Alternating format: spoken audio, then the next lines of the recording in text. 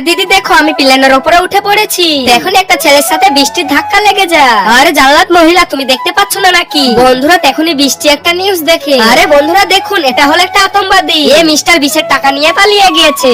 আরে আরে এখন এই প্লেনে বোম ব্লাস্ট হবে, তাড়াতাড়ি সবাই পালাও। আরে আরে ভিতরে যেতে হলে চশমা এবং মাস্ক খুলতে হবে। আরে আরে স্যার আপনি? আরে হ্যাঁ, আমি হলাম সুপারস্টার রিয়া। আরে এই তুমি আমার পেছনে আসা বন্ধ করো, তোমাকে আমি ছবি তুলতে দিব না। কিন্তু আমি তো এখানে আমার বাসের জন্য অপেক্ষা করছি।